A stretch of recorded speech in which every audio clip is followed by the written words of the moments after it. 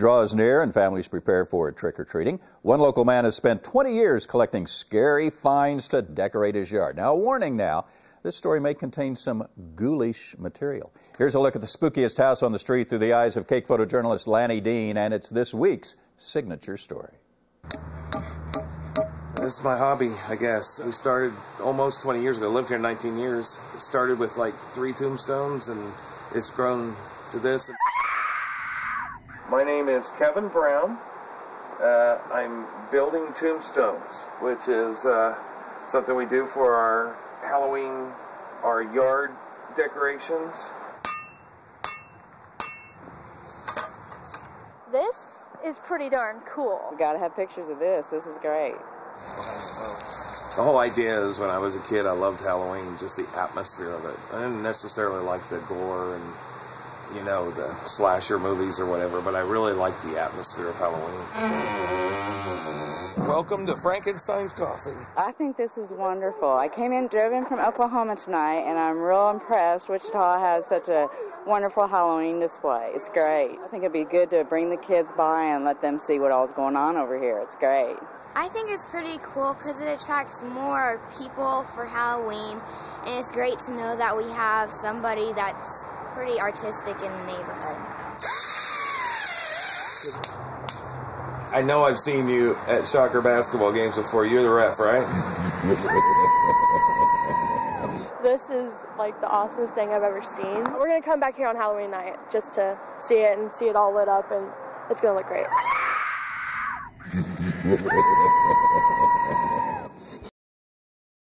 Back here in Green Country, competition is underway at the American Bicycle Association Grand Nationals. The races are going on all weekend at the Quick Trip Center. Channel 2 photojournalist Lanny Dean brings us the sights and sounds. Riders ready? This is where races are won and lost here. Everybody trains for this race right here because it's the finals before the end. They said, hey, let's go to a big race, and Tulsa was the one we wanted to go to. I think it's a great place to have this race, like a great facility, and seem to have nice people around here. It definitely brings all the families together. It's definitely a family-oriented sport. Every year for the last 17 years I've been out here with my family. They always come out and support me, along with other families and, you know, the families that are new to the sport. You know, everybody's out here to support each other. It's definitely one of the fastest growing sports. It's great exercise, man. It looks a little intimidating, but it's great exercise, definitely. You go anywhere else but here and you won't get the real taste of what BMX is like. This is primo down here. National Age Group number 1, last turn across the line. Tulsa, they put on a spectacular showdown, and this place rocks. Without this place, this race couldn't happen. People from all over the world come to this race, and without Tulsa, we couldn't do this. That looks like a lot of fun. I would not be able to stay on the bike, though. Thank you so much, Lanny, for that. And if you'd like more information, well, while most kids his age are playing the latest video game and starting their Christmas list, one Green Country boy is living his life to help others. Photojournalist Lanny Dean brings us the story of 11-year-old Johnny Crater. Today I'm trying to raise enough money to build an orphanage in Africa.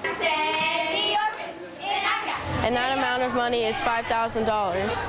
And so today I am handing out apple juice, anything that's apple flavored pretty much. Thank you, sir. You're welcome. If I had all the money in the world, I would want to put an orphanage to house all the orphans across the world.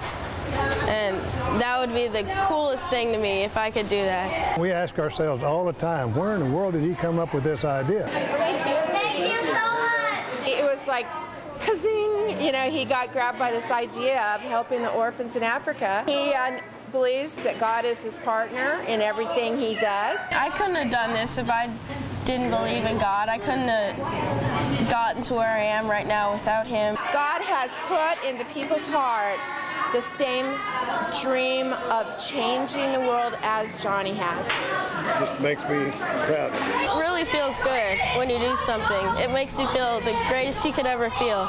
Even if you won the Olympics, it feels better than that. Next, after Africa, it'll be India, and then China, and then the world.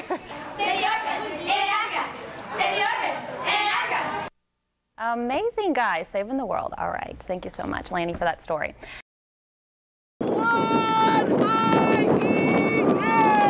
Screaming insults, spitting on the American flag. Not what you expect to see at a funeral. My God, man.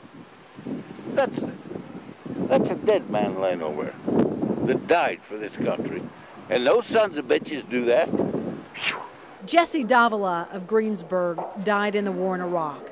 People here are disgusted with Reverend Fred Phelps's antics. It's a disgrace. It makes me very sad. This great nation has despised God and spit in his face and turned their back on him, and now he's turned his back on them.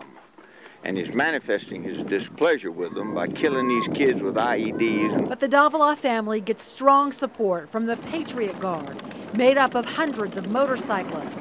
They are trying to block the view and the noise coming from the protesters. We're here, we're focused on our mission. That is foremost in mind, to honor this young man, take care of his family. The Davila family won't let anything or anyone stop them from celebrating Jesse's life.